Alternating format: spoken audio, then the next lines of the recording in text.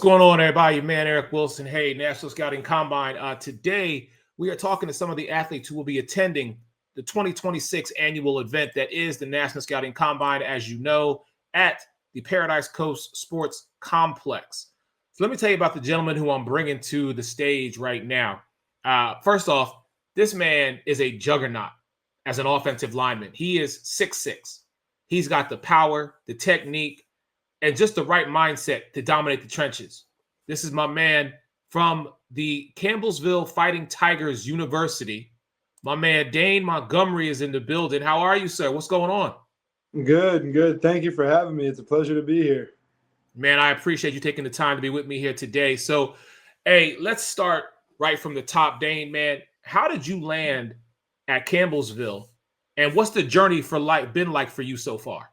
So the journey's been definitely crazy. I'm from this area, from Northern Kentucky originally, small town kid.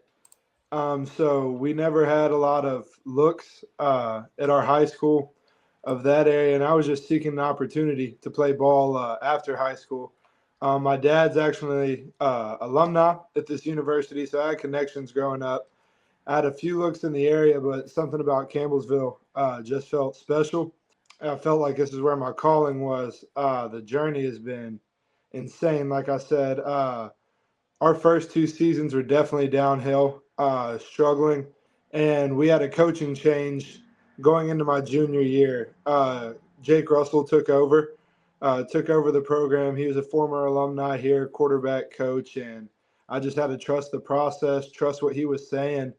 Really buy into the new scheme of things. We had very few guys that were here before in the program stay here. So it was one of those things where I put my mind let's do something special here. And if you follow NAIA, you see this year we really turned this program around, got it going in the right direction. Built on the backs of all these upperclassmen we had this year. Just developing culture again, and a culture reset within the program is what we had to have, but it's led to success that I know will build on in the future for this university. My brother, that's awesome. So let's get into some of the responsibilities or the role or the mindset specifically on the offensive line that you have. So you stepped in at tackle mid-season when called upon. Talk to me about what was going on through your mind in that moment, and how did you mentally and also physically prepare to take on that challenge? Yeah, so growing up, I did all three sports. Had a mindset: stay ready so you don't have to get ready. That's one thing that's always just been instilled in me. And so, like you said, I've played every spot. I've started a game at every single spot except for center. So at the time, this was last year, I was left tackle. And, in the football world, changing sides isn't the easiest thing, but it's something that me and my coach have just talked about. I'm always willing to do what's best for the team.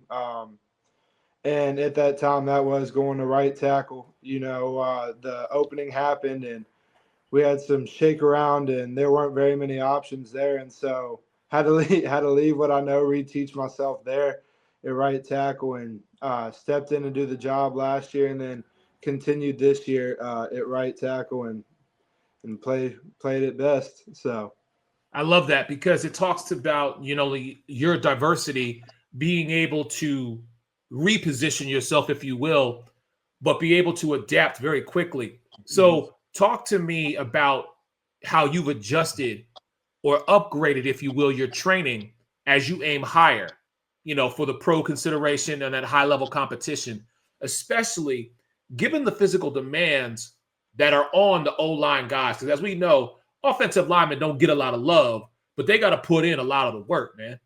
Yeah, so one thing is just keeping my body in shape, playing for all positions. As a guard, most of your guards are normally run heavy. Your tackles are your athletic guys. So for me, it's been trying to find a balance to work there. I'm a bigger guy, like you had mentioned earlier, but getting out in space, being able to move is one of my strengths.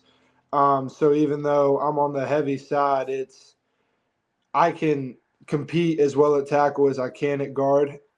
Staying in the playbook, knowing all positions, because it helps you even at your position. If you know what the center's supposed to do compared to what the backside guard's supposed to do, you're able to make adjustments when you get different formations, different stuff you haven't been able to expect or see on film.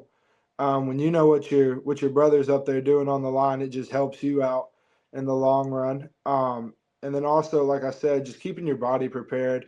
You're going to be in contact no matter what position you are on the line, but staying honed in on your craft.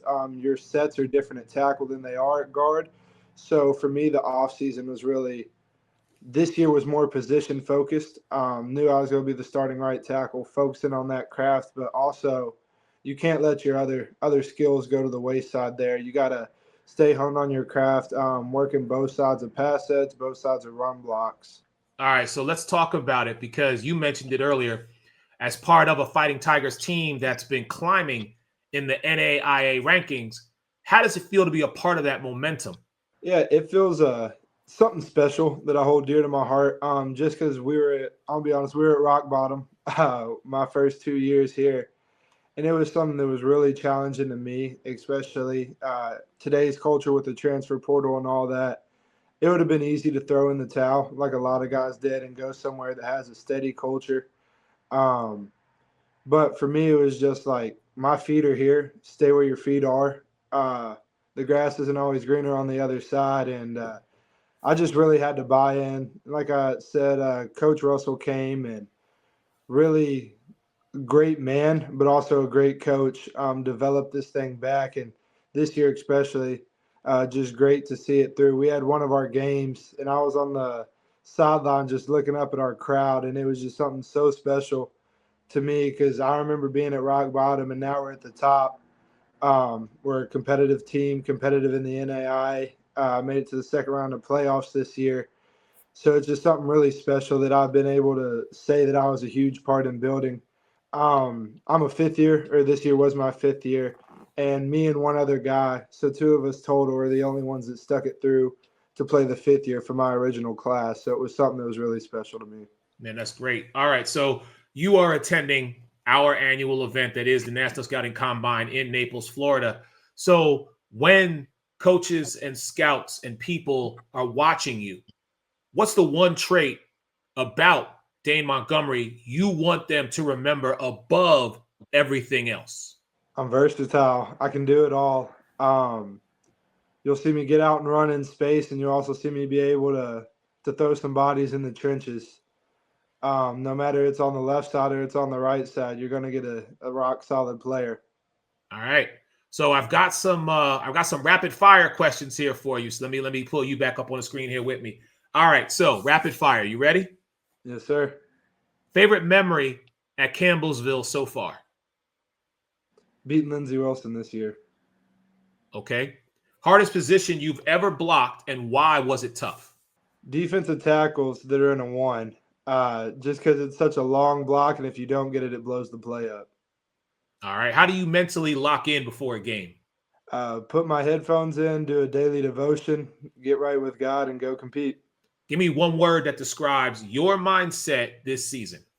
Sacrifice. All right. Last one. You talked about it. So either you can give me your pregame meal or give me what's on your playlist.